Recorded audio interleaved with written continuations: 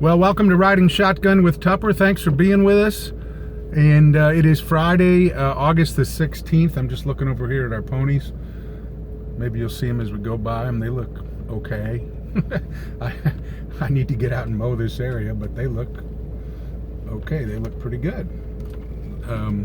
We were worried about, we've got them out grazing on grass right now, and we were worried about that because it's been so dry that they were really cleaning it out. I didn't want to start feeding them hay, but they're doing fine, and we got 2.5 inches of rain. In fact, I didn't know for sure whether I'd be able to get back here. Still don't for sure, but I think we'll be okay. So anyhow, glad to have you with us. Today's Friday. Yesterday, Thursday, I was at Illinois football practice. I'm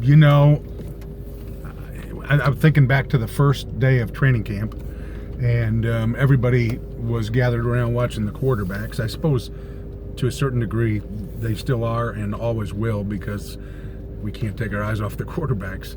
And we called it a quarterback competition, and I guess that was right. We didn't know anything about Brandon Peters, the transfer from Michigan. We really hadn't seen Isaiah Williams on a college field, and we knew really quite little about Matt Robinson and Coran Taylor in terms of in the college environment. And but I don't call it a competition anymore. Brandon Peters will be the quarterback unless Brandon Peters gets hurt. He will lead that team out onto the field, that offense out onto the field on August 31st when they play Akron. And it really hasn't been that close. He has clearly been the best quarterback. He is the reason they got him.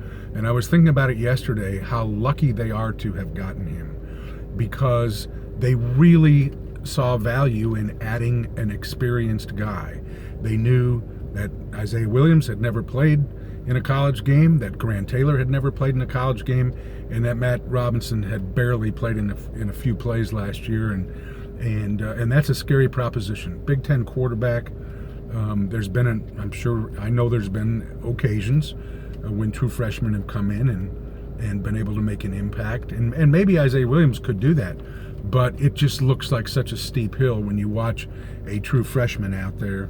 And Brandon Peters has looked every bit the role. He looks like a guy who has played Big Ten football, who has started games at Michigan, who had started a bowl game, who is 6'5", who throws the ball with velocity and accuracy.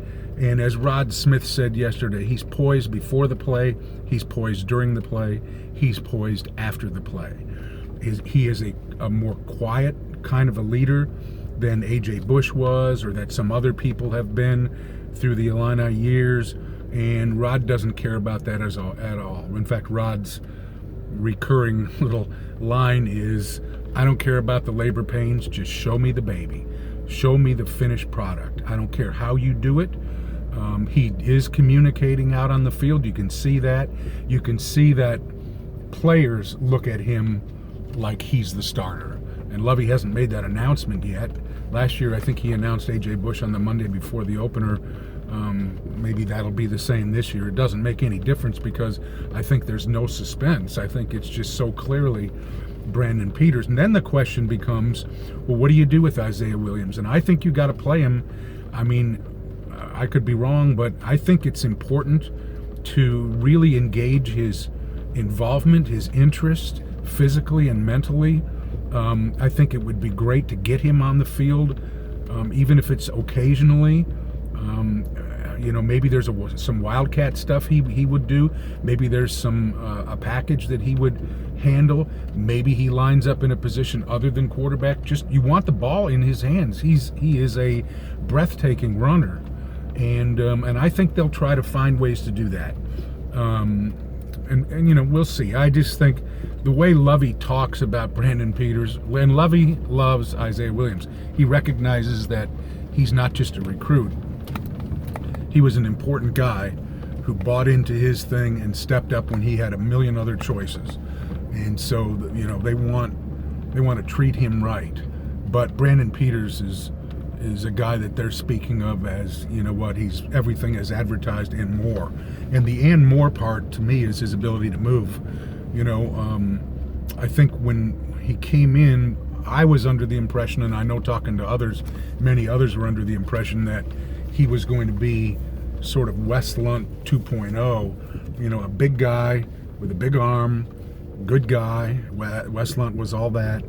But when the pass rush came, Wes Lunt was, you know, immobile. I mean, he was just look for a place to lay down. And with Brandon Peters, as Rod said, he's not an oak tree. Well, no, he's definitely not. He can move out of trouble. He can throw on the run, and that's really great news to discover that he has this mobility. Not anything like an Isaiah Williams, but just to get out of trouble, get away from this. Maybe run a short distance for a first down if that was necessary. The Marques Beeson injury was talked about yesterday. I watched him. I mean, he got hurt earlier in the week, carted off, knee injury. He's on crutches. He's on the sideline. He's laughing and looks in good spirit. And Lovey said it. He did use the word significant to talk about the knee injury. That's not good news, but he did not rule him out for the season.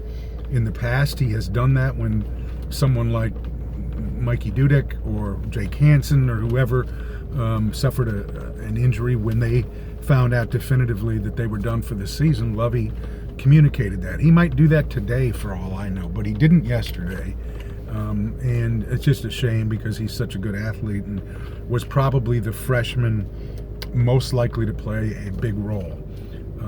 And, you know, it kind of underscores, too, the deal of this roster. It's such an improved roster from 3 years ago, and yet at a number of positions, the depth is still something that they're trying to build and that they don't have. And so at cornerback, you know, that's a position where you don't have all the depth you want. And so it's a little bit frightening. One guy, though, who has been tremendous is Daniel Barker, the tight end. This guy had an unbelievable day yesterday. I mean, he made play after play after play. First pass I saw was Brandon Peters. They were probably at the 15 to 20 yard line. Slant over the middle, back of the end zone. Daniel Barker, the tight end, was covered relatively well, but the pass was perfect as long as Daniel Barker could make a fingertip catch, reaching high at the back of the end zone. He did that, reeled it in, touchdown, and he has never met a touchdown celebration he doesn't like. He is a very entertaining guy. He's got a lot of material. I hope he has reason to use a lot of it.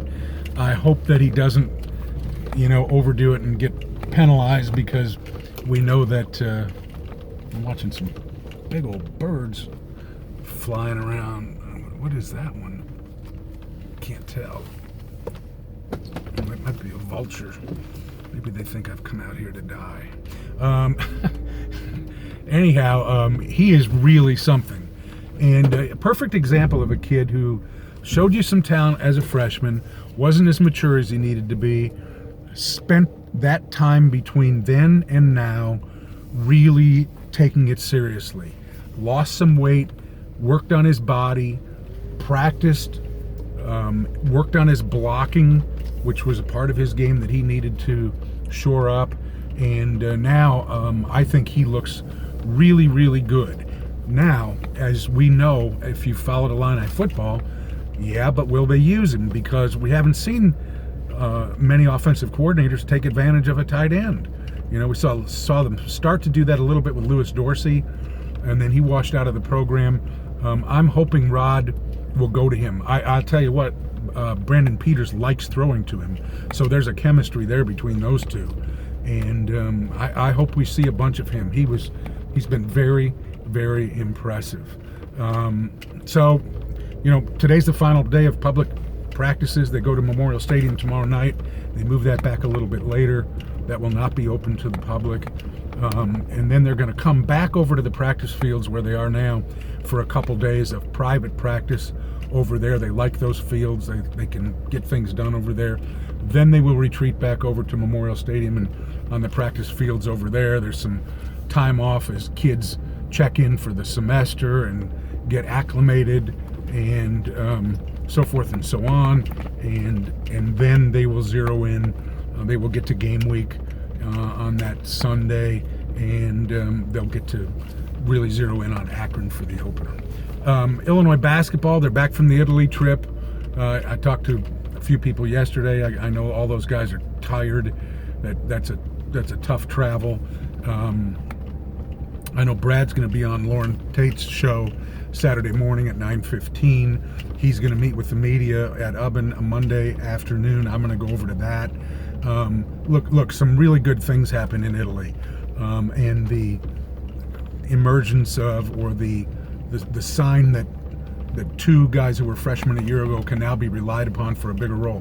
Tevian Jones, Alan Griffin. That was great news. And you wanted to see Io be the stud that are on a lot of the NBA lottery draft boards, and he did that. And some other people played pretty well too. But the trip was not without disappointment. You know, when they lost that last game, and I didn't care if they lost that game or not, but you look at why they lost that last game, fourth game in 5 days, and when you realize they're only playing with 7 scholarship players, you're going to wear down. Why are they only playing with 7 scholarship players? Big disappointment that Kofi Coburn and Andres Feliz couldn't go because of visa issues. Big disappointment. And then Benjamin Bosmans Verdonk, with an injury, couldn't play. And Daniel Kuma, 6'10", has still not been admitted to school. And I've kind of, in my mind, I've written him off. He's not getting in my mind. Some miracle happens. I'd be happy to say I'm wrong, but I don't. And they are recruiting as we speak. There's a 6'6" kid from Holy Cross on campus right now.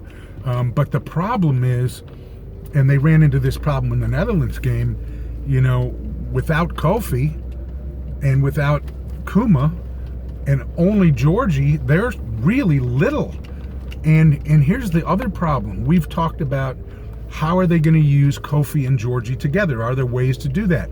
This trip to Italy was supposed to be a laboratory experiment of how that can happen.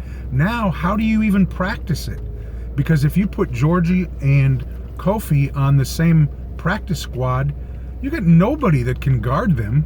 Nobody. Tevian Jones, 6'7". Bosman Verdonk, 6'7.5". I don't know. You got, and those guys don't play that position. You got nobody. So it's a problem. That is a problem, and they're just going to have to deal with it. It's too bad, but I just think there was some really good things to come out of the Italy trip, and I think there was some disappointment to come out of it too. And I'm sure they'll probably downplay the disappointment. And if I was the coach, maybe I would probably go that route too. But as a fan who's trying to size things up realistically, it bothers me that they only had 7 scholarship players. So anyhow, we'll see. And but they certainly need to. If Kuma doesn't get in, you certainly, and this is where the Samba Kane transfer hurts you too, because that was another big guy. You know, now Samba Kane really help you in practice in this situation. And if you had Kuma and Samba Kane, now you can do that. Now you can play some extended practice minutes and see what happens with those two guys on the floor. But they'll come up with some plan, and I'm sure they're back out there recruiting big men again too. So anyhow, that's about it. Thank you so much for riding along, and we'll do this again in 2 weeks. 2 weeks from today is the day before the football opener. I would probably like to do it a little earlier than that to give people some time to digest whatever we have to say prior to the opener. And I'll be writing a couple of columns for the paper. I'm going to write something this week for the Herald and Review on basketball after I go over there and hear what Brad has to say. And then I'm going to write something about football prior to the opener. So if you can visit our website, herald-review.com, and look for those things coming up, that would be great as well. You can also follow our Illini coverage that Joey Wagner's doing a great job with at the Herald and Review as well. So thank you very much for riding along, and have a great weekend, everybody. And man, I hope this weather holds. This has been, I thought about it yesterday at football practice. It was 80 degrees. Nobody broke a bead of sweat. Nobody was panting for cold water. And 1 year ago, that's exactly what was happening, man. It was rough. And I felt good for the players too. You can really get some work done when it's warm. Those guys will sweat running around, but it's not like bring you to your knees 96-degree warm. So very great. Thanks, everybody. Have a great weekend, and we'll talk to you soon. Bye.